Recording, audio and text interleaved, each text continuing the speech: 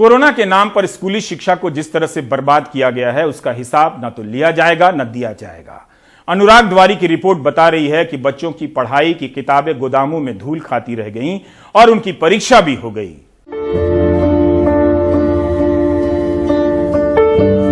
पढ़ के बता सकते हो क्या लिखा है? नहीं पढ़ते। कुछ भी पढ़ सकते हो उसमें से?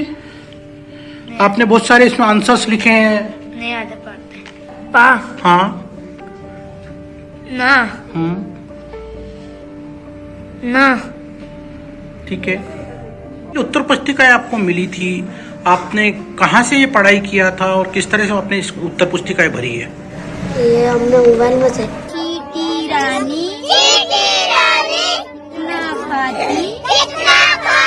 अगर है ना किताबें जल्दी मिल जाती तो है ना पढ़ाई में दिक्कत नहीं आती। तो वर्कशीट दी है कुछ पर भरने के लिए? हाँ। क्या बोला है इसमें? बोला है कि ना इस पेपर को भरना है। रशीदिया कॉन्सेप्ट स्कूल बरखेड़ी में 5वीं के छात्र अतुल प्रतिभा पर्व की तैयारी में जुटे हैं। प्रतिभा पर्व का मकसद शिक्षा की गुणवत्ता की सही जानकारी लेना है। परेशान है किताबें देरी से मिली। वैसे स्कूल कहता है ऐसे 1-2 बच्चे ही हैं। 1-2 बच्चे ऐसे हो सकते हैं जो कि कोविड के दौरान स्कूल नहीं आए या पेरेंट्स की बिना सहमति के वो नहीं बुला पाए। उन बच्चों को छोड़ के बाकी लगभग सभी बच्चों को समय पे किताबें दी गई हैं।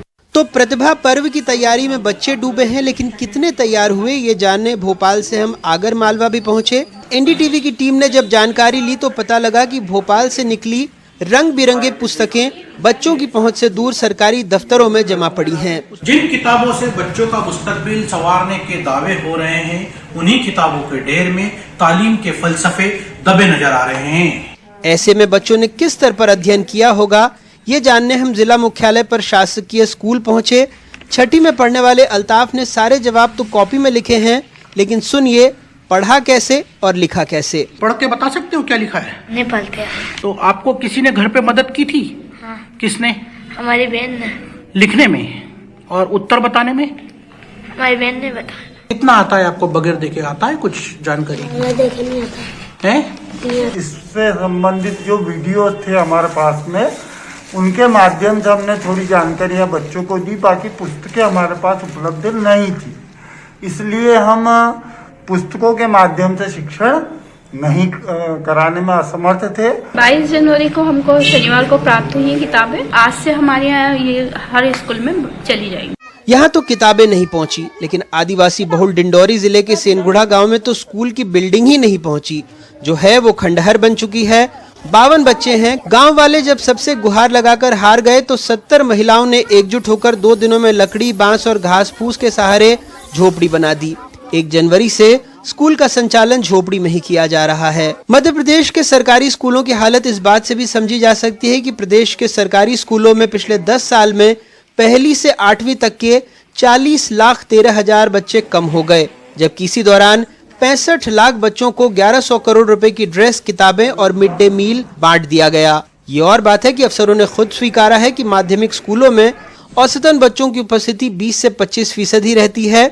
असर की रिपोर्ट बताती है कि राज्य में 1ली से 12वीं तक के 91,10,000 छात्रों पर औसतन सालाना 47,000 रुपए खर्चे गए। राज्य के 99,411 सरकारी स्कूलों में 43% में बिजली नहीं है। 5% में छात्राओं के लिए अभी भी शौचालय नहीं है। ये हालात तब हैं जब इन पर 100 करोड़ रुपए सालाना खर्च का दावा है।